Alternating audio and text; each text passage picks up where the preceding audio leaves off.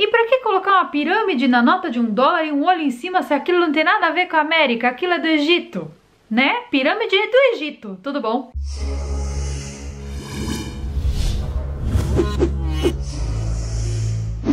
Oi gente, tudo bem? Para tudo pra assistir o vídeo de hoje. Sejam muito bem-vindos a este canal. Eu sou a Carol Capel, a sua iluminada favorita, e hoje eu tô super iluminada por essa luz azul.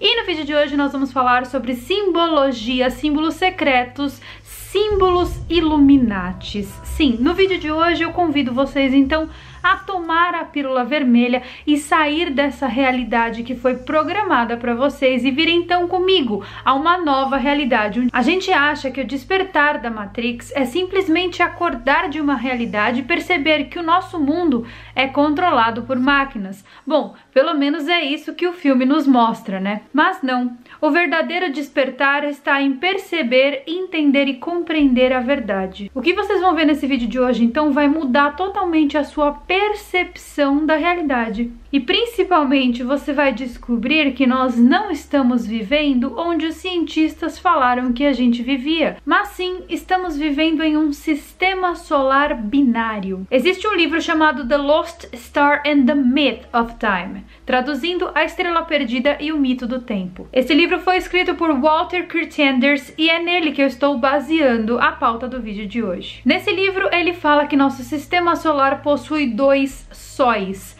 Um deles, inclusive, é conhecido por Black Sun, ou seja, o Sol Negro. Esse Sol Negro, então, estaria causando uma espécie de um processo que se chama a precessão dos equinócios. Isso é um fenômeno observável da rotação dos céus, um ciclo que se estende por um período de aproximadamente 25.920 anos. Durante esse período, as constelações tendem a girar no entorno da Terra e elas revezam-se entre o Sol e o equinócio vernal. Além disso, no passado, muitas civilizações deixaram rastros para nós, informando que nós vivíamos numa espécie de sistema solar conhecido como The Millstone, traduzindo o moinho de pedra. Esse moinho então era responsável por calcular essa órbita que o planeta faz e que todos os planetas fazem nesse sistema solar binário então que nós vivemos. Estamos descartando então a possibilidade da Via Láctea. E o que exatamente essa mudança causa no conhecimento que nós tínhamos e o que isso influencia na nossa vida no planeta Terra? Mas a principal pergunta é: por que isso nunca nos foi contado? Primeiro, é preciso que a gente entenda que entender esse processo do The Millstone é muito mais complicado do que entender um processo simples de que a Terra gira em torno do Sol. E que o Sol, por sua vez, causa interferência na Terra,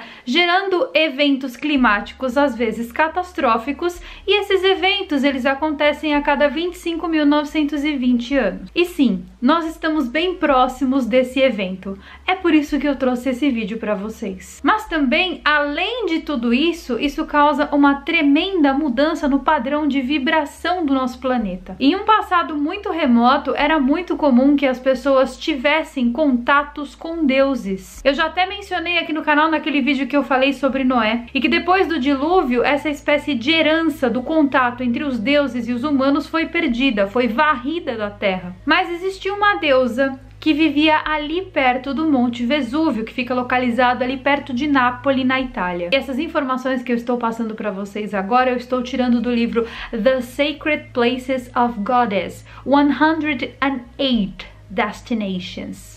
Nesse livro, ela conta a história de uma profetisa que vivia às margens do vulcão Vesúvio. Não sei se vocês já ouviram falar, mas o nome dela era Sibila de Cumos. Ela foi uma das maiores médiuns de todos os tempos, porém muito subestimada. E para muitas culturas ela nunca existiu, ela foi apenas um ser mitológico. Ela colocava suas profecias escritas em folhas de carvalho na frente do buraco da caverna onde ela vivia, dentro do vulcão, e as pessoas iam até lá para recolher essas profecias e utilizar essas profecias. E daí aconteciam duas coisas: uma, as pessoas iam lá, pegavam as profecias, ou duas, as profecias dela eram levadas embora pelo vento. Até os dias de hoje, as pessoas acreditam acampam nessas cavernas, embora seja proibido, procurando pelas profecias de Sibila de Cumus. E existem cerca de 130 entradas dessas cavernas, e qualquer um que se aventura acaba se perdendo, e por causa do calor e por causa da toxicidade do ar, acaba. Mas por que será que essas profecias aparecem até os dias de hoje lá? Essas cavernas, elas estão lotadas de um gás vulcânico chamado de gás etileno.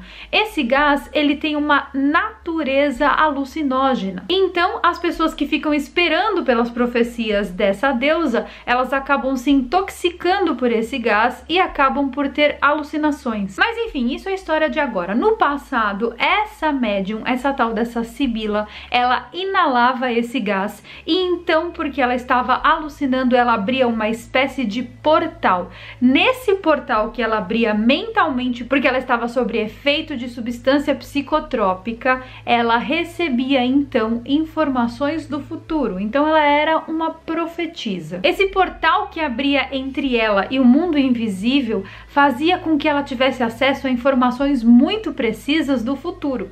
Foi então que ela escreveu 9 livros. E desses 9 livros que ela escreveu, ela resolveu descer do Monte Vesúvio e caminhar até Roma para levar ao rei de Roma esses livros. Quando ela chegou então ao palácio do rei Tarquino, que era quem governava Roma na época, ele pegou aqueles 9 livros e mandou que ateasse fogo neles. E ela conseguiu salvar apenas 6 daqueles livros. Seus empregados que trabalhavam na limpeza, eles pegaram alguns fragmentos daqueles livros queimados e eles começaram a ler.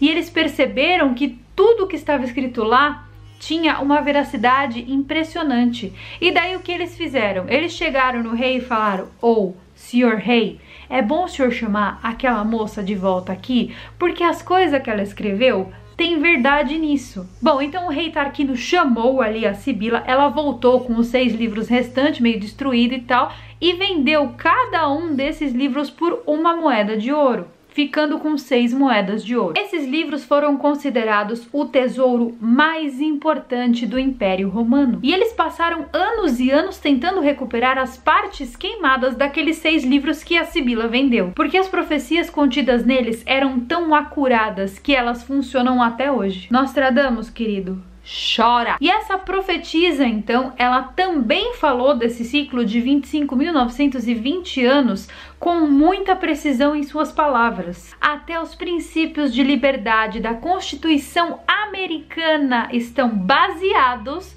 nesses livros da profetisa. Movendo para os dias de hoje, então, a cidade de Washington DC foi inteira construída baseada nos ensinamentos dessa mulher, em conjunto com os ensinamentos de um guia do maior e mais poderoso Illuminati do mundo. O nome dele, Charles Adele Lewis Totten. Ele foi um militar americano que teve acesso a essas profecias da Sibila e ajudou na construção da capital dos Estados Unidos. Mas também ele foi o responsável por um dos maiores e mais interessantes símbolos que está muito difundido na nota de dólar, aquela pirâmide com o olho em cima, sabe? Aquela pirâmide com o olho em cima é um símbolo Illuminati e nós já vamos falar dele. Mas antes, vamos falar sobre a construção da capital dos Estados Unidos. Eles já sabiam, bem como os sumérios, da importância da consciência e da abertura da consciência. Por esse motivo, eles basearam toda e qualquer construção